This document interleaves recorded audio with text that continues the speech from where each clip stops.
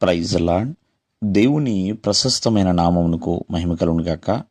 ప్రభు పేరట మీ అందరికీ శుభాభివందనాలు. ఈ ఉదయకాలము దేవుని వాక్యాన్ని విందాం. యోనా గ్రంథము 2వ అధ్యాయము 9వ వచనము. యెహోవా యుద్ధనే రక్షణ దొరుకును అని ప్రార్థించెను. ప్రియమైన వర్లరా, మరి యోనా చేప కడుపులో ఉండి ప్రార్థన చేస్తున్నాడు. ప్రియమైన వర్లరా, తనకి తన యొక్క పరిస్థితి, అంటే తను ప్రార్థన చేసేటప్పుడు తన యొక్క పరిస్థితి ఎలా ఉందంటే, నేను పాతాళ గర్భములో ఉండి కేకలు వేస్తున్నాను, అగాధ సముద్ర గర్భములో నేను పడవేసి ఉన్నాను అంటూ ఇట్లాగా ఎంతో ఉపద్రవములో, తన ప్రాణము మూర్ఛిల్లిపోతున్న పరిస్థితుల్లో, తన ప్రాణము కోపములో ఉన్న పరిస్థితుల్లో దేవుణ్ణి వేడుకుంటున్నాడు. ఎంతగానో కృతజ్ఞతాస్తుతులు చెల్లిస్తున్నాడు. దేవుడు ఘనమైన కార్యములు చేయువాడని తను తలుచుకుంటున్నాడు. చూడండి, దేవుని యొద్దే రక్షణ దొరుకును అని ప్రార్థన చేస్తున్నాడు. ఎందుకంటే ఆ యొక్క చేప కడుపులోంచి ఎవరు రక్షించగలుగుతారు? ఎందుకంటే తను చేప కడుపులో ఉన్నాడని చెప్పి ఎవరికి తెలుసుద్దండి? ఎవరికి తెలియదు. పడవ నడిపేవారు, పడవలో ఉన్నవారు, వారు యోనాని సముద్రములో పడవేశారు.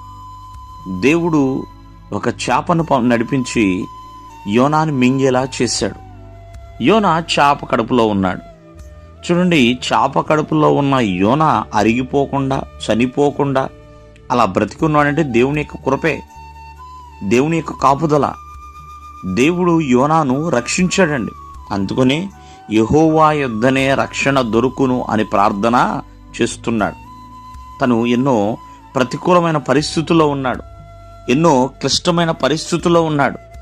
అలా ప్రార్థన చేయటం మొదలు పెడుతున్నాడు. ప్రియమైన వర్లారా, ఎందుకంటే దేవుడు రక్షించువాడు, కాపాడువాడు, భద్రపరుస్తువాడు అని యోనాకు తెలుసు.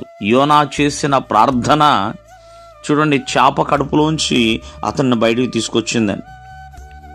దేవాది దేవుడు ఆ మత్స్యమునికి ఆజ్ఞ ఇచ్చాడు. ఎప్పుడైతే ఆ చేపకి ఆర్డర్ ఇస్తాడో యోనాన్ని మరలా నేల మీద కక్కి వేస్తుంది. ప్రియమైన వల్ల సజీవంగానే బయటకు వస్తాడు. మరి ఎప్పుడైతే యోనా ఏ మాట అయితే విన్నాడో దేవుని ద్వారా, మరలా ఆ మాట ప్రకారము చేస్తూ ఉంటాడు. కావున ఈ ఉదయకాలం ముందు ఆలోచించండి, ఎటువంటి పరిస్థితుల్లో ఉన్నా ప్రార్థన చేయటం మాత్రం మరవద్దు.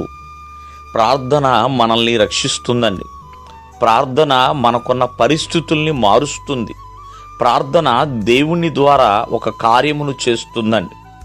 కావున ఈ భూమి మీద ఉండి మనము ప్రార్థన చేసినప్పుడంట దేవుడు ఆకాశము నుండి మనకు సహాయము చేస్తూ ఉంటాడు.